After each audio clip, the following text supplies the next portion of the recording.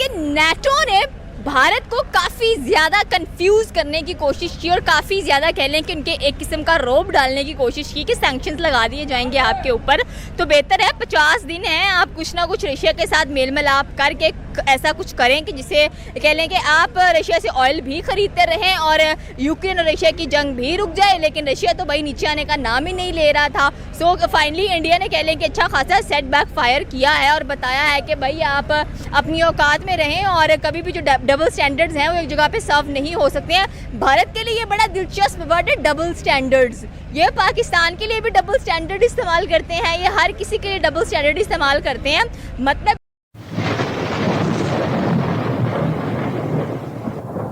नमस्कार दोस्तों, क्या हाल है। होप करता हूँ कि आप ठीक होंगे और स्वागत करता हूँ आपका हिंदुस्तान डॉट में।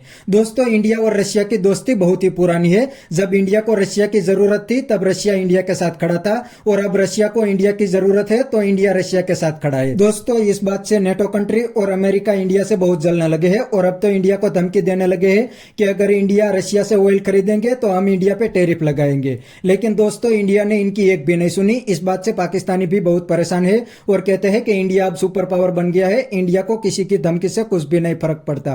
तो दोस्तों, बिना टाइम वेस्ट किए वीडियो में आगे देखते हैं इस बात पे पाकिस्तानी के रिएक्शन। अगर आप नहीं है तो पहले चैनल को सब्सक्राइब कर लीजिए और वीडियो को अंत तक देखें। इंटरनेशनल लेवल पे जो पॉलिटिकल सिचुएशन है, ये पॉलिटिकल डायनामिक्स है, वो बदलने जा रही है।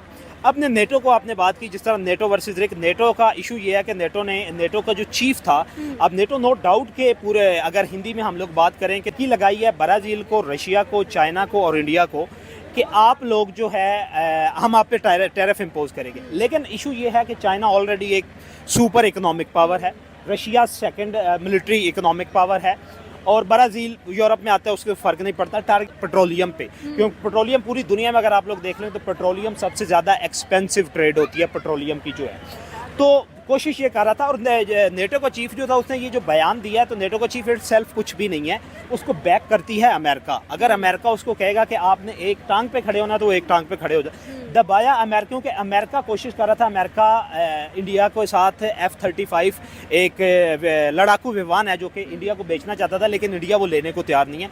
इंडिया सेम इसी पैटर्न पे वो डील कर रहा था। PU-1 इंडिया लेने को क्यों तैयार नहीं है? उसकी रीज़न ये, इंडिया लेने को इसलिए तैयार नहीं है कि अमेरिका की, और आपको पता ही है कि पाकिस्तान और इंडिया की हमेशा आप ये कह लें कि चलती ही रहती है। रिसेंटली आपने अप्रैल और मई में देखा कि पाकिस्तान और इंडिया के दरमियान हालात जो थे वो कैसे थे। इस वजह से अमेरिका पे ट्रस्ट नहीं कर रहा था इंडिया ने अपना झुकाव किया रशिया की तरफ। जब रशिया की तरफ गया, और दूसरी इंपॉर्टेंट बात यह है कि जब ईरान और इजराइल की वॉर चल रही थी तो अमेरिका ने 100% कोशिश की कि हम लेके आए घसीट पर। जब अमेरिका ने ईरान पे हमला किया है, आपको पता है फर्दो नेतन और असफहान, उनकी जो न्यूक्लियर साइट्स थी उन पे हमला किया है। पहले अमेरिका ने ये डिमांड किया था रशिया से कि आप लोग हमें स्पेस दें, अपनी एयर स्पेस दें, उस एयर स्पेस को यूज़ करके हम लोग ईरान पे हमला करते हैं, क्योंकि ईरान और इंडिया के दरमियान भी ताल्लुकात पाकिस्तान की निस्बत उस वक्त बेहतर थे। लेकिन इंडिया ने साफ इनकार कर दिया कि हम खित्ते के अमन को जो है वो तबाह नहीं होने देंगे और हम आपको स्पेस जो है वो नहीं देंगे। फिर उन्होंने अपना B-2 बंकर बम्बार जो था वो अमेरिका से ही उड़ाया और फिर यहाँ पे वो अटैक करके दोबारा अमेरिका में दरमियान में उन्होंने 37,000 का ट्रैवल डिस्टेंस जो था वो कवर किया और फिर वो वापस चले गए। अब उसका बदला लेने के लिए उन्होंने क्या किया कि काउंटर किया कि हम दबाव डालते हैं। दबाव डालने का बेसिक मकसद यही था कि हम लोग इंडिया पे दबाव डालते हैं कि इंडिया जो है वो रशिया से वापस आएगा। उन्होंने लग रहा था कि वो चाइना के साथ भी बात करने को जा रहा है, तो वो इंडिया से वापस आएगा अमेरिका की तरफ या नेटो की गोद में आके बैठेगा और हम फिर अपने मफादात या अपना जो हमारा इंटरेस्ट है हम उसको प्रोटेक्ट करेंगे। लेकिन पे इंडिया यहाँ पे है। नेटो को अगर यहाँ पे कोई भी स्ट्रेटेजिकल या मिलिट्री ऑपरेशन करना होता है तो उसे या तो ऑपरेशन चाहिए होती है पाकिस्तान की या उसे चाहिए होती है इंडिया की। पाकिस्तान तो अब नेटो के साथ नहीं देगा किसी सूरत, इस बात का इंडिया को भी अंदाजा है और कभी भी इंडिया साथ नहीं देता। अब इन्होंने क्या किया, अब चाइना, क्योंकि चाइना की भी और इंडिया की भी लगती है कि अमेरिका की लगती है, अमेरिका ने चाइना पे 500% टैक्स जो है वो टैरिफ जो है इम्पोज कर दिए। अब चाइना ने चाइना, हालांकि चाइना और इंडिया के दरमियान ताल्लुकात अच्छे नहीं हैं, अभी भी पाकिस्तान और इंडिया के वॉर में चाइना ने पाकिस्तान को सपोर्ट किया था। Su-10 त्यारा जो आपको भी पता है कि वो इंडिया ने दिया है, चाइना ने पाकिस्तान को दिया था, जिस पे ये सारा अटैक जो है, ये सारा मामला जो है वो चला। अब चाइना क्या करने जा रहा है, चाइना ने कहा कि हम अमेरिका को सबक सिखाते हैं कि हम उसको पूरे खित्ते से निकालते हैं। उन्होंने ये ऑफर किया है इंडिया को। अब देखें कि इंडिया में इतनी पावर तो है ना, अंग्रेज करते हैं ये ना रशिया, चाइना और इंडिया ट्राइओ का एक अलायंस था जो ये 2009 से चलता आ रहा है। इस पे वर्क लेकिन प्रॉपर वर्किंग नहीं हो रही थी क्योंकि रशिया, चाइना और इंडिया के दरमियान रिलेशन जो थे वो बेहतर नहीं हो रहे थे। तो इस पे चाइना ने किसको इंटरवीन करवाया है? चाइना ने रशिया को कहा है कि आप इंटरवीन करें। इंटरवीन करने के बाद हम लोग जो है मिल के जो है वो मुकाबला करते हैं। अभी भी इंडिया की कोशिश ये है कि इंडिया पे ट्रस्ट डेफिसिट है चाइना पे। वो ये कहता है कि चाइना के टाई अप जो है वो पाकिस्तान के साथ ज़्यादा है, इंडिया के साथ कम है।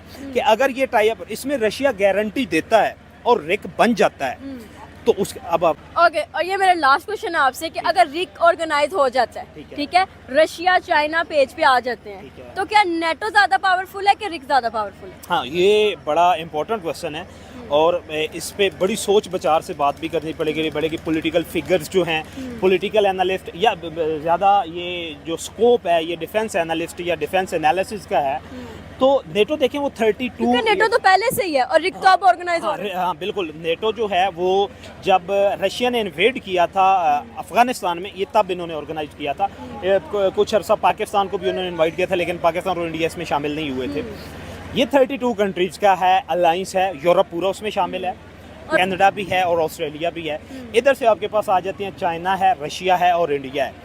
अब देखना ये है कि मिलिट्री की साइड पे देखें तो मिलिट्री पैरेलल है रशिया की और अमेरिका की। इकोनॉमिक देखें आप लोग, इकोनॉमी देखें तो चाइना की इकोनॉमी ज़्यादा स्टेबल है एज़ कम्पेयर टू अमेरिका। और दोनों चीज़ें देखें तो अगर ये दोनों कंट्रीज़ इंडिया के साथ मिल जाते हैं तो India largest growing economy in the world है। आने वाले 5 से 10 सालों में वो इकोनॉमिक पावर बन सकता है पूरी दुनिया में। ठीक हो गया, मिलिट्री उसकी स्ट्रॉन्ग है, उसके बाद तमाम आप ये कह लें कि एयरफोर्स भी उनकी स्ट्रॉन्ग है। मतलब आने वाले सालों में नेटो को रिक हरा सकता है। हाँ, आने वाले सालों, हाँ, ये ऑर्गेनाइज हो जाती। अब ये नहीं है कि ये इतना बड़ा अलायंस जो है वो 2-3 महीनों में रिटेलिएट करेगा, नहीं करेगा, टाइम टेकिंग प्रोसेस है। लेकिन आने वाले 2-3 सालों में अगर रिक बनेगा ना तो रिक में एक और कंट्री भी शामिल होगा। गेस करें कौन सा? पाकिस्तान। अगर इंडिया के और चाइना, पाकिस्तान इंडिया के साथ कैसे शामिल हो सकते हैं? देखें जो फॉरेन पॉलिसीज में कुछ भी हो सकता है। अगर चाइना के और इंडिया के ताल्लुकात जो हैं वो स्टेबल हो जाते हैं तो फिर चाइना फोर्स करेगा इंडिया को कि आप पाकिस्तान के साथ भी बैठे, और चाइना के साथ पाकिस्तान के ताल्लुक ठीक। हाँ, तब चाइना तो बात मनवा लेता है ना पाकिस्तान। अच्छा, ठीक है। तो दोस्तों ये थे पाकिस्तानी पब्लिक के रिएक्शन, और ये पाकिस्तानी बंदे ने भी साफ बता दिया कि इंडिया की फॉरेन पॉलिसी इंडिपेंडेंट है, इंडिया को किसी की धमकी से कुछ भी फर्क नहीं पड़ता, क्योंकि आज इंडिया की इकोनॉमी भी दुनिया की टॉप इकोनॉमी बन गई है। इतना ही नहीं, इंडियन इकोनॉमी दुनिया की फास्टेस्ट ग्रोइंग इकोनॉमी है। इसीलिए दुनिया की कोई भी कंट्री अब इंडिया को इग्नोर नहीं कर सकती। ये नेटो वाले इंडिया को धमकी दे रहे हैं लेकिन वो भी थोड़े दिन के अंदर ही लाइन में आ जाएंगे, क्योंकि डॉक्टर जयशंकर ने साफ बता दिया है कि इंडिया एक ही टाइम पे रशिया, चाइना और अमेरिका तीनों के साथ डील कर सकते हैं, उसमें कुछ भी कोई नहीं बोल सकते। और दोस्तों जब इंडिया अमेरिका के साथ डील करते हैं तो उसमें रशिया कुछ भी नहीं बोलता। तो अगर इंडिया और रशिया की डील में अमेरिका को कुछ भी बोलने का अधिकार नहीं है। इंडिया की फॉरेन पॉलिसी इंडिपेंडेंट है और इंडिया भी अब कुछ ही सालों में सुपर पावर बनने जा रहा है। तो बस दोस्तों आज के वीडियो में इतना ही। ये थे पाकिस्तानी पब्लिक के रिएक्शन। अगर आपको ये वीडियो पसंद आया है तो वीडियो को लाइक शेयर कर दीजिए और चैनल को सब्सक्राइब करना मत भूलिए। थैंक यू, मिलते हैं नेक्स्ट वीडियो में।